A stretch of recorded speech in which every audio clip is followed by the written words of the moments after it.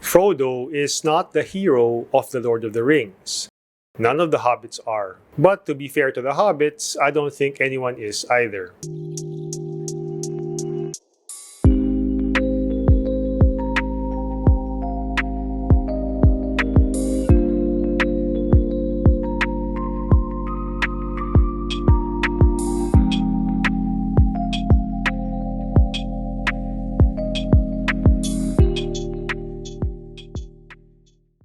So Bilbo describes the hobbits and life in the Shire as peaceful, calm, and content.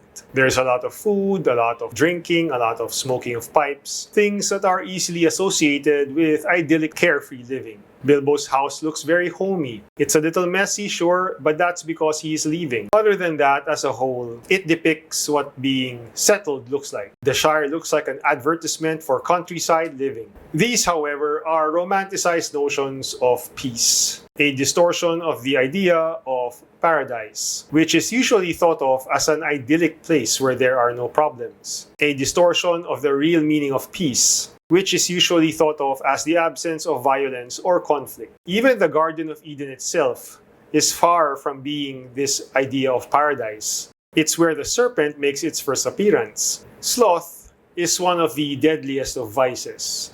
It has nothing to do with laziness. In fact, hard work can be used as a means to be slothful. We can see this in a toxic work culture where hard work, blood, sweat, and tears, overtime hours are praised, even though nothing of any substance actually gets done. Sloth has more to do with being apathetic. I avoid making decisions and committing to those decisions. And the fruit of apathy is complacency, which is very soothing and comforting actually. If I'm feeling the potential symptoms of a disease and I know I should go see a doctor, I delay my visit to the doctor out of a secret fear to find out what I'm actually sick of. I fill my days with hard work so I can make the excuse that I'm too busy to go visit the doctor.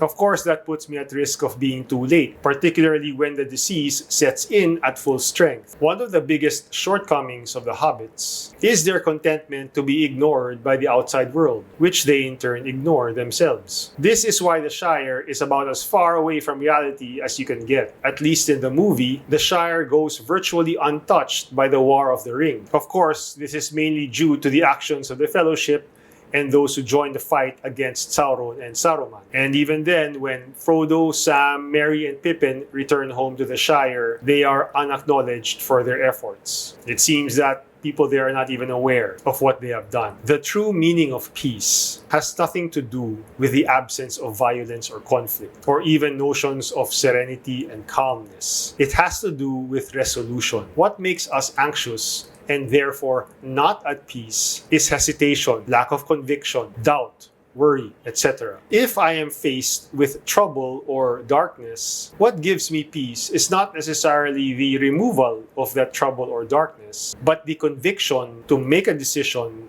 and stick to it, to accept its consequences in response to the trouble or darkness. There are instances where someone will even put themselves in harm's way because they know very well that if they do nothing about the evil that they see, they will never be at peace with themselves. In this case, looking for calm or serenity or even safety seems to be the opposite of peace. Angels, for example, are portrayed as warriors, as soldiers. The mythical war in heaven where the Archangel Michael throws down Lucifer and his companions shows us that angels, even though they are already living in paradise, are not just chilling around being idyllic.